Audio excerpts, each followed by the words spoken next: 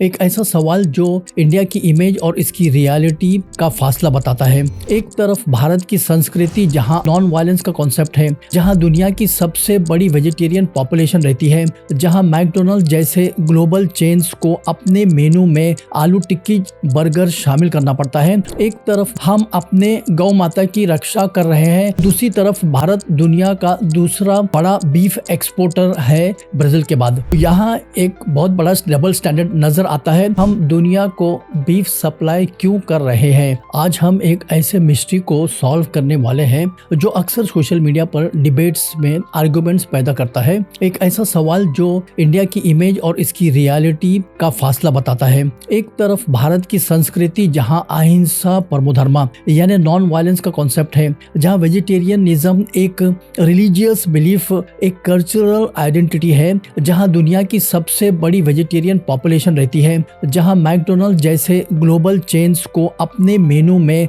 आलू टिक्की बर्गर शामिल करना पड़ता है, और दूसरी तरफ भारत दुनिया का दूसरा नंबर पर बड़ा बीफ एक्सपोर्टर है ब्राजील के बाद। तो फिर ये कैसे मुमकिन है? क्या ये एक बड़ा डबल स्टैंडर्ड है? क्या हिंदू और जैन बिजनेस ओनर्स इस vast multi billion dollar industries में है? अगर हम वेजिटेरियनिज्म पर इतना गौरव करते हैं तो फिर हम दुनिया को बीफ सप्लाई क्यों कर रहे हैं? आज के वीडियो में हम फैक्ट्स, फिगर्स और इकोनॉमिक की नजर से इस कॉम्प्लेक्स पजल्स को समझने की कोशिश करेंगे। पहले हम देखते हैं इंडिया के वेजिटेरियन प्राइड को। ये कोई एग्जैजरेटेड क्लेम नहीं है, बल्कि स्टैटिस्टिक्स से प्रूफ होता है। अब आता है वो फैक्ट जो बहुत से लोगों को शॉक करता है। इंडिया दुनिया का नंबर 2 बीफ एक्सपोर्टर कैसे बना? यहाँ पहले और सबसे जरूरी पॉइंट समझना है बीफ का मतलब। इंटरनेशनल ट्रेड और डेटा कलेक्शन एजेंसीज जैसे USDA, United state department of agriculture, और FAO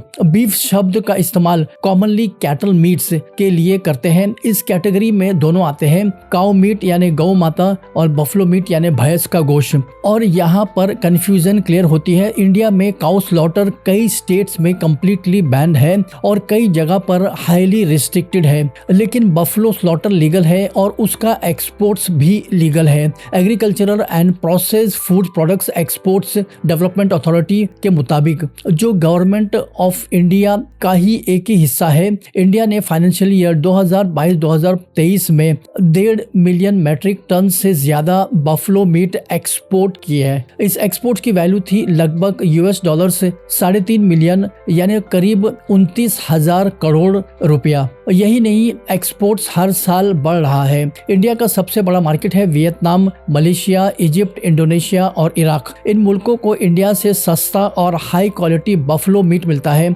अब सवाल आता है, अगर इतना बड़ा बिजनेस है तो इसके ओनर्स कौन है? आइए कुछ टॉप कंपनीज के नाम देखते हैं जो पब्लिकली अवेलेबल इंफॉर्मेशन है। ये शॉकिंग है। Top companies, number 1 Allana sons private limited, owner Satish और अतुल सब्रवाल, इंडिया का सबसे बड़ा बीफ एक्सपोर्टर है। 48% मार्केट शेयर, 2025 में $312 मिलियन का एक्सपोर्ट्स, एड्रेस मुंबई। ये फ्रोजन हलाल बफलो मीट एक्सपोर्ट करते हैं। Number 2 fair exports India private limited, owner Sunil Kapoor, 26% share, $150 million सालाना। लुलु ग्रुप का पार्ट हलाल मीट प्रोड्यूस करते हैं। Number 3 Alhamd agro food products private limited, owner Madan Abbott, 12% share और अलीगढ़ बेस्ड है। Number 4 Mirha exports private limited, owner AS Bindra, 7% share, Delhi based. Number 5 HMA agro industries private limited, owner OPA Arora, Unnao based, major exporter. और भी जैसे Alkabir exports, owner Atul और सतीश सबरवाल,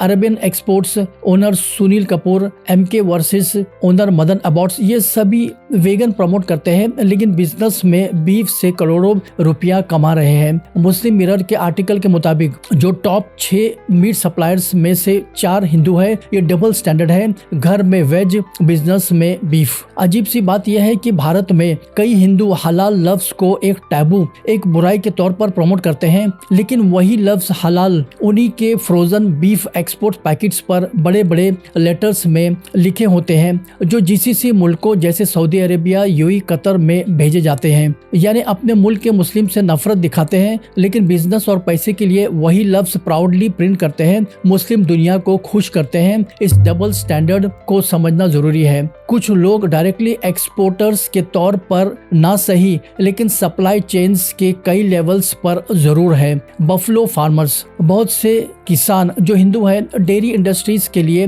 भैंस पालते हैं। जब एक भैंस दूध देना बंद कर देती है तकरीबन 6 से 7 सालों बाद, तो उसे बेकार जानवर को मेंटेन करना महंगा पड़ता है, तो उस वक्त वो उस भैंस को स्लॉटर हाउस या ट्रेडर्स को बेच देते हैं। यानी इनडायरेक्टली ये किसान इस सप्लाई चेन का एक हिस्सा बन जाते हैं इकोनॉमिक की वजह से। By products industry, buffalo meats exports सिर्फ गोश्त तक लिमिटेड नहीं है। इसके बाय प्रोडक्ट्स है जैसे लेदर, हड्डियां, जिलेटिन के लिए, फैट, साबुन बनाने के लिए। लेदर इंडस्ट्रीज जो एक बहुत बड़ा इंडस्ट्रीज है में कई हिंदू ओनर्स, टैनरीज और लेदर गुड्स मैन्युफैक्चरर्स हैं जो रॉ यानी कच्चे मटेरियल्स इन्हीं स्लॉटर हाउसेस से लेते हैं। बहुत से एनालिस्ट ये कहते हैं कि इंडिया का वेजिटेरियन मेजॉरिटीज ये बात से खुश है कि जो बीफ एक्सपोर्ट हो रहा है वो उसका नहीं है, यानी वो बफलो मीट है, काउ मीट नहीं। बफलो यानी भैंस को गौ माता जैसे रिलीजियस स्टेटस नहीं दिया गया है, तो एक तरह का एक साइकोलॉजिकल कॉम्प्रोमाइज बन जाता है। हम अपने गौ माता की रक्षा कर रहे हैं और साथ ही इकोनॉमिक को भी बेनिफिट दे रहे हैं। तो यहाँ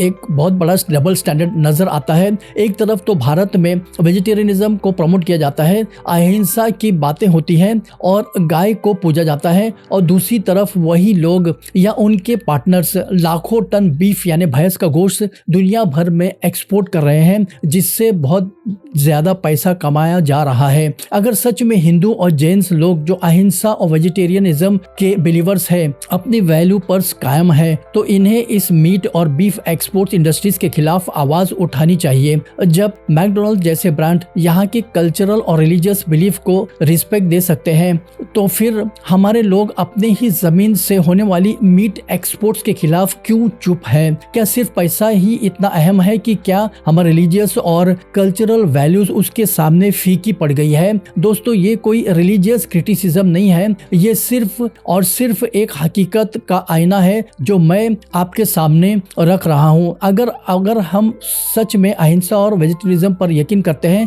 तो हमें इस डबल स्टैंडर्ड को खत्म करना होगा। हमें अपनी आवाज उठानी होगी और इन एक्सपोर्टर्स के खिलाफ खड़े होना होगा। तो ये थी आज की हमारी रिपोर्ट्स। उम्मीद है आपको ये फैक्ट्स और फिगर्स सोचने पर मजबूर करेगी। आपकी क्या राय है इस टॉपिक पर? कमेंट सेक्शन में अपनी राय जरूर करें।